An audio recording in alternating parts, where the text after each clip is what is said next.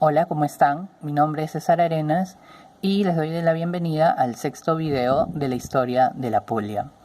En el video anterior hablamos de la Puglia durante la Alta Edad Media, es decir, entre el año 500 y el año 1000. Y mencionamos que los dos grupos en pugna por la conquista del territorio fueron los lombardos, que venían del norte, y los bizantinos, que venían del este, ¿no? De hecho, los bizantinos nunca cedieron el territorio ante los lombardos y nunca fueron expulsados definitivamente del sur de Italia. Bueno, hoy día vamos a hablar de la Puglia durante la Baja Edad Media, es decir, entre el año 1000 y el año 1300. Como ven, he expandido el mapa porque los acontecimientos de los que vamos a hablar, ¿no?, tienen un teatro de operaciones más amplio, ¿no?, para ser explicados de manera clara. Muy bien, ¿cuál es el acontecimiento más importante de esta época? Yo diría que el acontecimiento más importante es la llegada de los normandos al sur de Italia. ¿Quiénes eran los normandos y de dónde vienen? Bueno, los normandos eran un pueblo de mercenarios de origen escandinavo, ¿no?, del norte de Europa, de las tierras frías. Básicamente eran vikingos. Y estos normandos van a empezar a migrar, ¿no?, hacia varias regiones de Europa. Un grupo de los normandos va a migrar al este y van a ser los antecesores de los actuales rusos, ¿no? Van a fundar los principados de Kiev, de Nizhny Novgorod, incluso van a ser guardias electos de los emperadores bizantinos y se van a hacer llamar los guardias varegos. Otro grupo, en cambio, va a migrar al oeste. Este grupo que va a migrar al oeste va a funcionar como mercenarios de señores feudales o reyes, por ejemplo, de los reyes de Francia. Y este grupo se va a asentar al norte de Francia, en lo que actualmente es la Normandía, y van a ser conocidos como, por eso, los normandos, ¿no? Van a asimilar la cultura francesa, ¿no?, rápidamente, y, por ejemplo, uno de sus caudillos, Guillermo, ¿no?, hacia el año 1066, ¿no?, va a atravesar el Canal de la Mancha y va a conquistar en 10 años más o menos las Islas Británicas, ¿no? Entonces era un pueblo bastante aguerrido y con bastante éxito militar. Es así que otro grupo de los normandos va a llegar a el sur de Italia y van a llegar por diversos motivos. Uno de los motivos por los que se suele conocer, ¿no?, afirmar que llegaron fue por motivos religiosos. Un grupo de normandos, al parecer, llegaron hacia esta zona de acá, el famoso monte Sant'Angelo, y llegaron como una especie de peregrinos a la zona, ¿no? Y el objetivo de su viaje era llegar a esta zona de peregrinación en la Folla Pugliese, ¿no?, que estaba dedicada al arcángel San Miguel, y que bueno, que ellos tenían una afición especial, ¿no?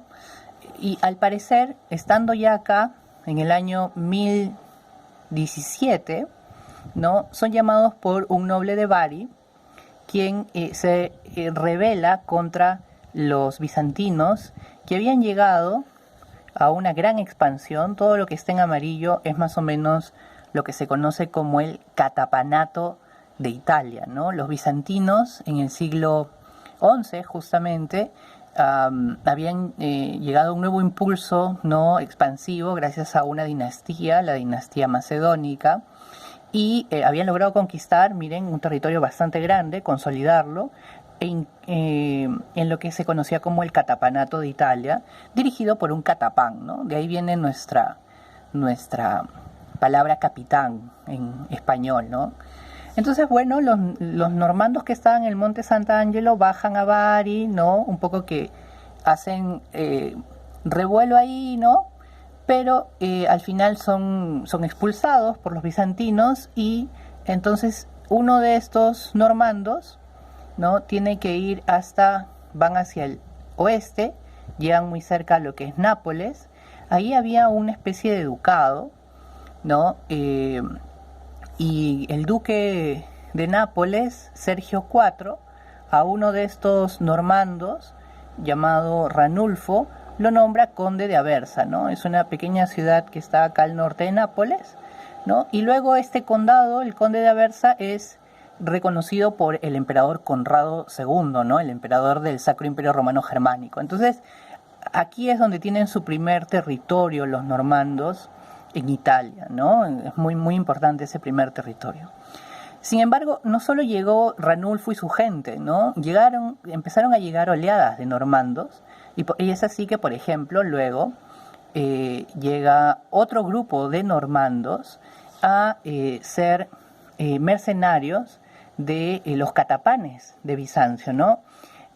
Por ejemplo, uno de los grandes catapanes es Giorgio Maniakis. Giorgio Maniakis era un general, ¿no? Bizantino que logró atravesar el estrecho de Mesina y conquistó parte del Emirato de Sicilia, ¿no? Sicilia ya había sido perdida por Bizancio y era árabe, era un emirato árabe. Incluso llegó este Georgios a Siracusa, que era la capital del Emirato de Siracusa, y ahí un normando llamado Guillermo Brazo de Hierro, un mercenario de los bizantinos, logró asesinar al emir, ¿no?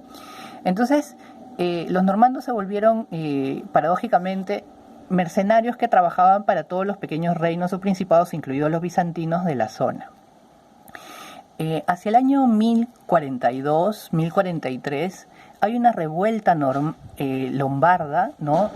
Y normanda, una unión de ambos pueblos, aquí, en esta zona, en la Puglia, ¿no? Y es así que uno de las personas, ¿no?, que participa de esta revuelta es Guillermo Brazo de Hierro, ¿no?, que luego va a morir, ¿no?, y su hermano Drogo va a ser reconocido como conde de Apulia y Calabria.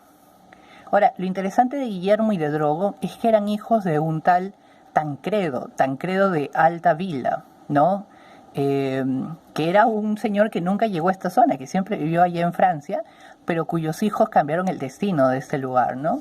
Entonces, Guillermo y Drogo eran los hijos del primer matrimonio de este tal Tancredo y empezaron a obtener poder, ¿no?, a mermar el capatanato de Italia. Sin embargo, la historia se pone más emocionante cuando hablamos de el primer hijo, ¿no?, de un segundo matrimonio de este tal Tancredo, que se llamó Roberto Guiscardo, ¿no? Guiscardo porque era astuto, ¿no? Viscardo, ¿no? De ahí viene.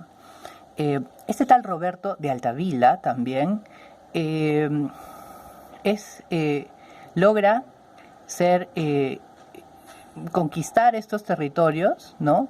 Y logra hacerse nombrar como conde de la Puglia en el 1057, ¿no? Y luego duque de Apulia y Calabria en el 1059, si no me equivoco. Y entonces él va a, poco a poco, ¿no?, Roberto Guiscardo, empezar a conquistar todos los territorios del antiguo capatanato. Es así que va a llegar a conquistar Bari en 1071, ¿no?, la capital del capatanato de Italia. Roberto va a establecer la capital normanda, ¿no?, la capital de su ducado en Melfi, una ciudad muy importante y que va a cobrar importancia justamente con los normandos.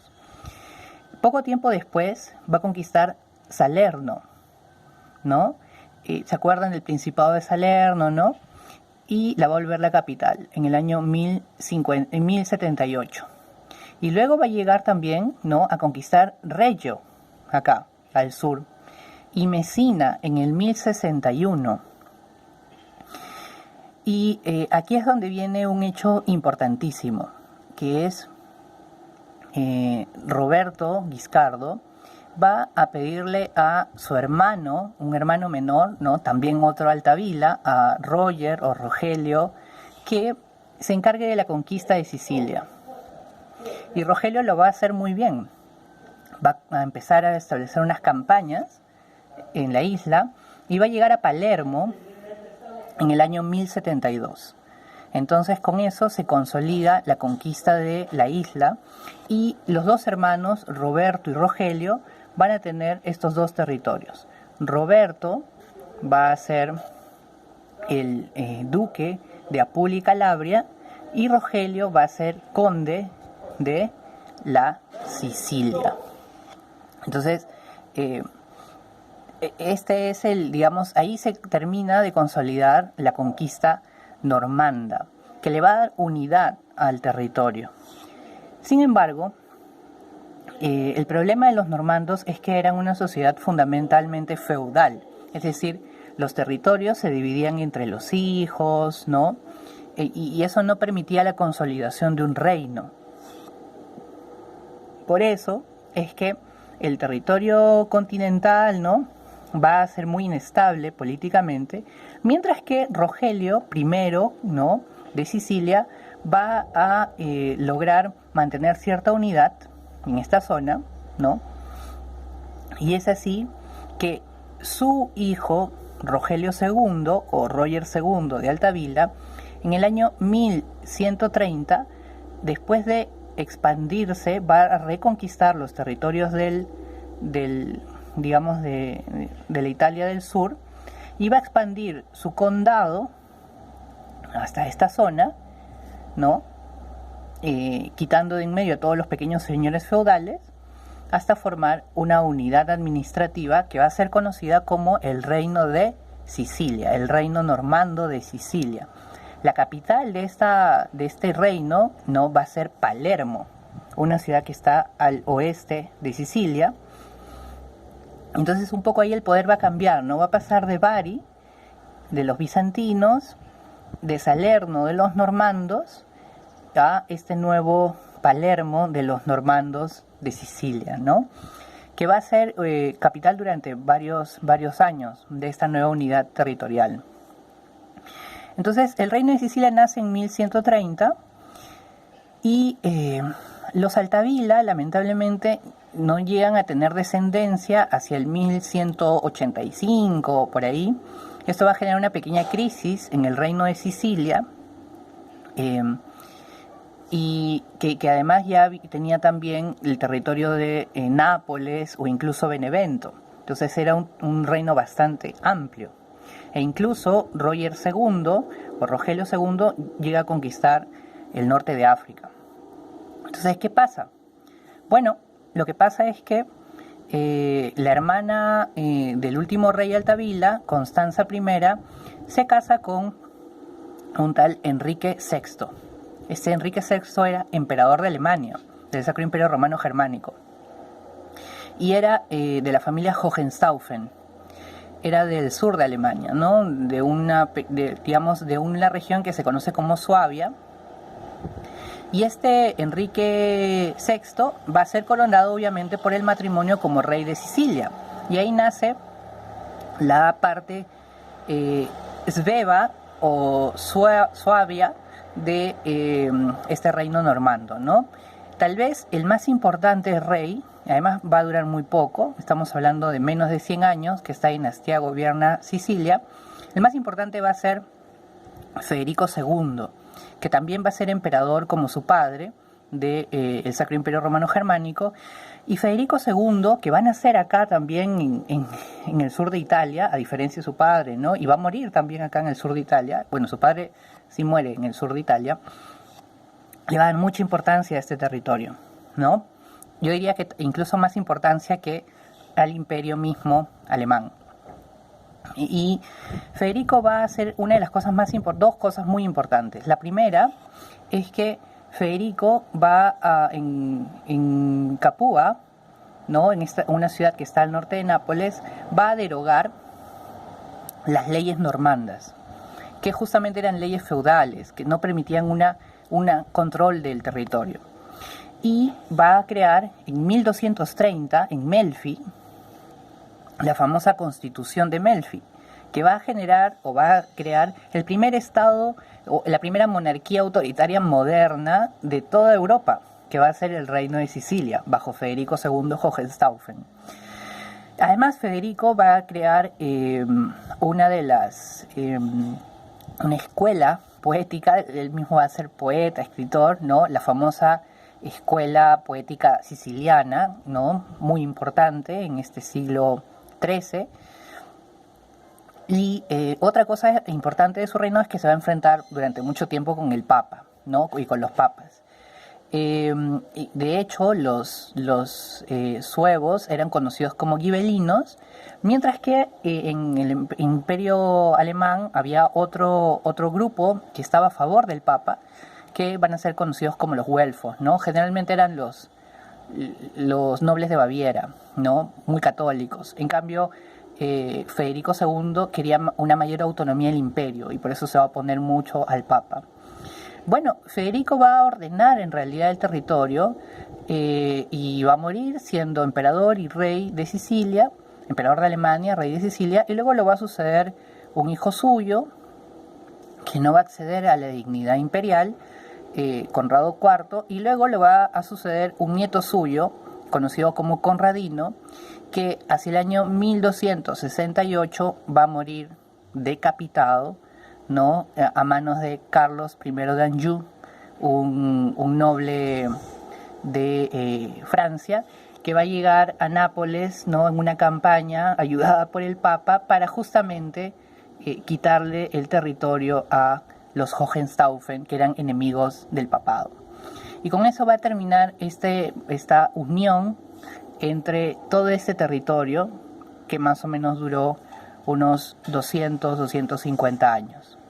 Muy bien, con lo que sigue vamos a proseguir en el siguiente video. Gracias.